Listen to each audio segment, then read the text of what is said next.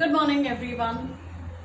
In the last lecture, we have seen definition of divisibility, and we have seen a few basic properties of divisibility from which we define prime numbers and composite numbers.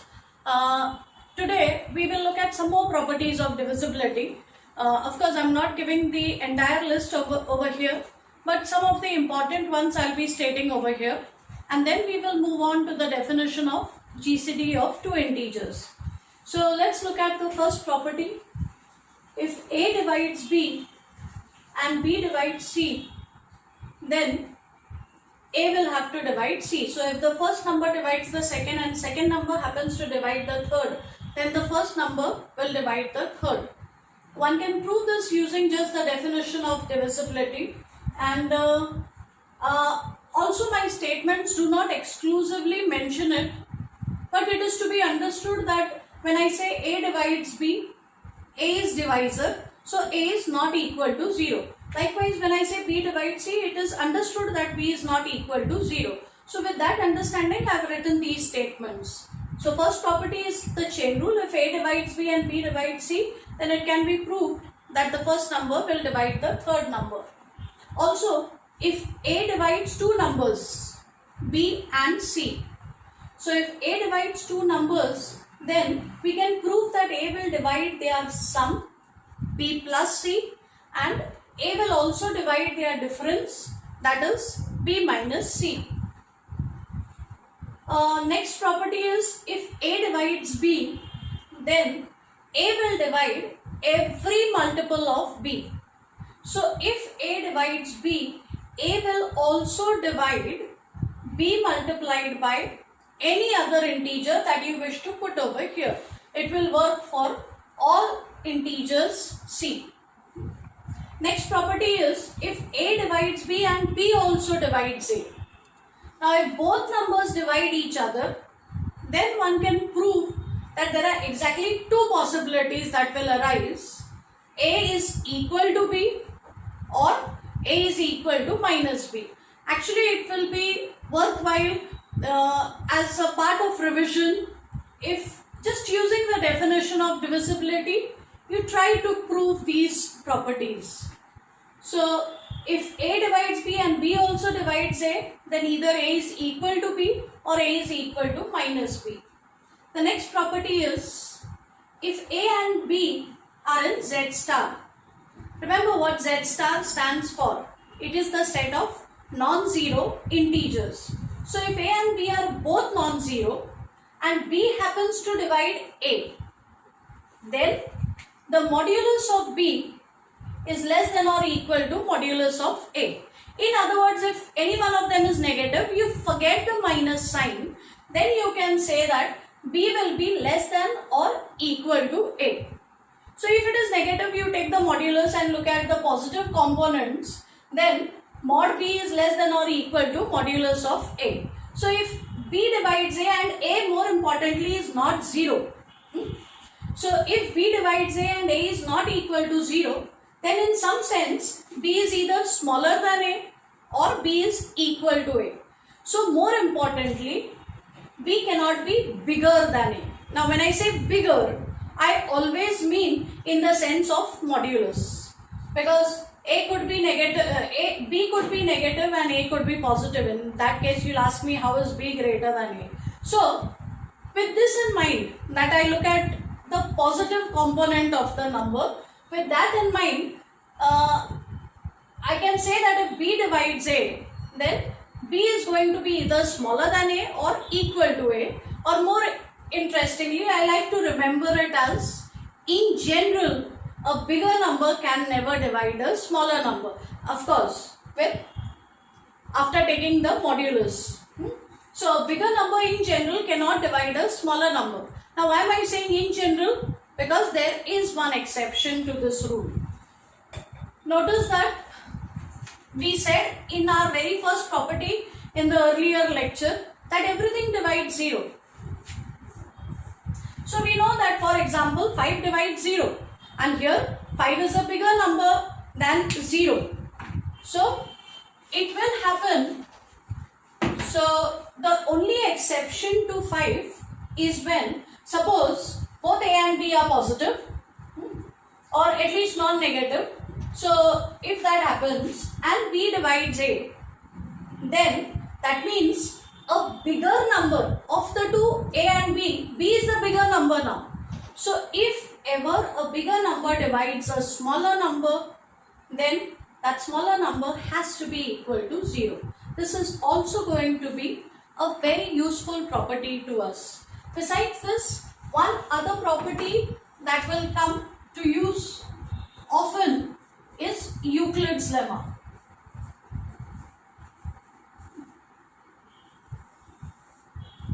So Euclid's lemma says,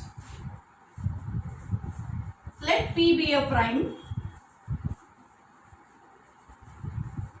and A and B be two integers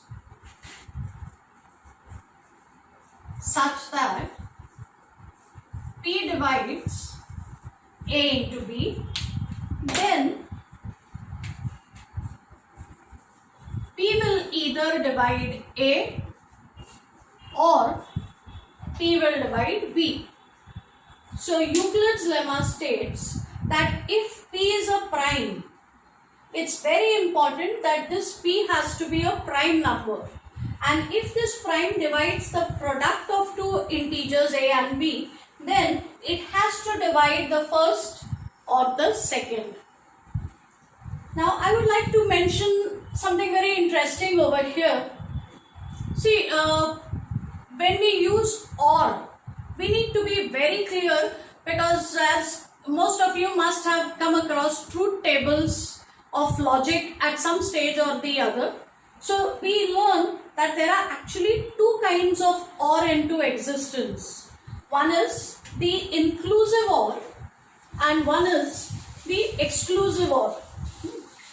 So what is the difference between the inclusive OR and the exclusive OR? The inclusive OR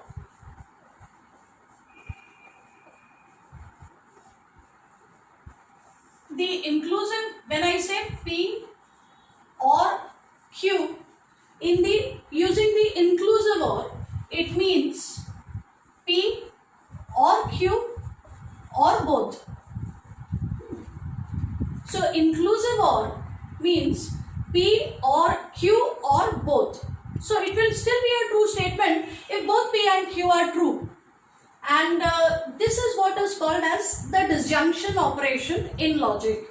So the truth table, if you recall the truth table for disjunction, it is false in only one case, when both P and Q are false. In all other cases, when P is true, Q is false. When Q is true, P is false. When P and Q both are true, it is still true. So that is because it's the table for inclusive OR. But we also have what is called as the exclusive OR. Generally one uses this notation for the exclusive OR. Depending on the textbook, you could also have other notations for it. But exclusive OR basically means P or Q, but not both. So when I use exclusive OR, it will mean either this but not this, or this but not this, but it will never be true if both are true. So this or this but not both. Now in mathematics, unless otherwise mentioned, whenever we use the OR, it will always be the inclusive OR that we have in mind.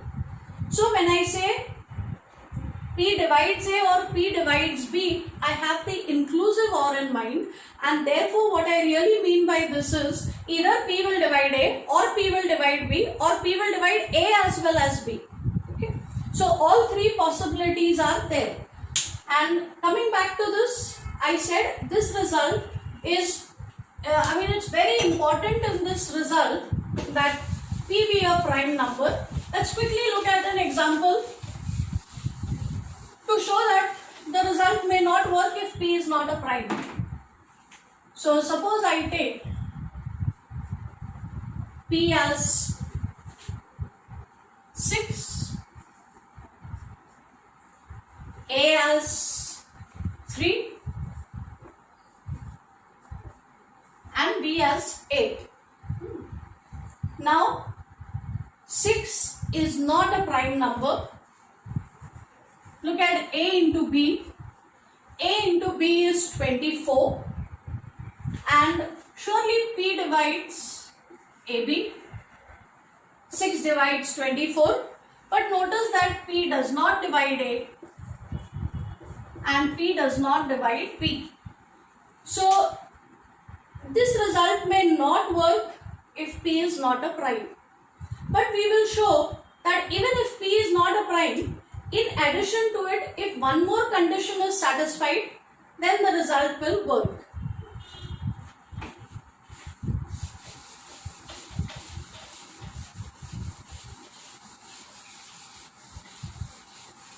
So next, I would like to define GCD of two integers.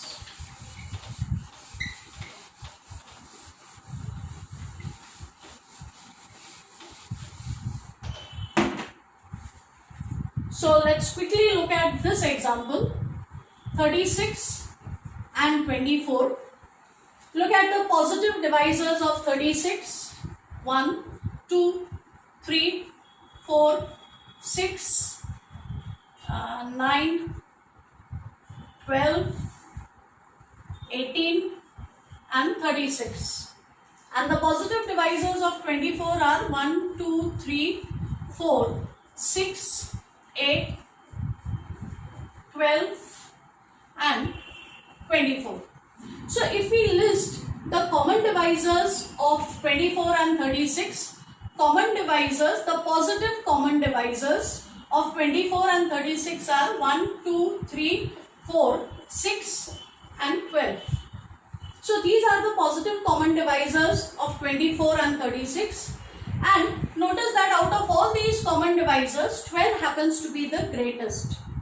So we say that 12 is the greatest common divisor of 36 and 24. But I want you to look upon greatest in another sense. Look at the relationship between the other common divisors and greatest common divisor. Surely 1 divides 12, 2 divides 12, 3 divides 12, 4 divides 12, 6 divides 12 and of course 12 divides 12.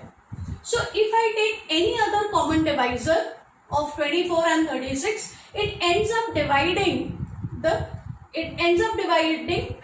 So 12 is called, in this sense 12 will be bigger than every other number and 12 will be called the GCD of 24 and 36. So keeping this idea in mind, in the next lecture we will be giving a formal definition for GCD, and we will also see why GCD will exist for any pair of integers not both equal to 0. But that's all for now for this lecture. Thank you so much.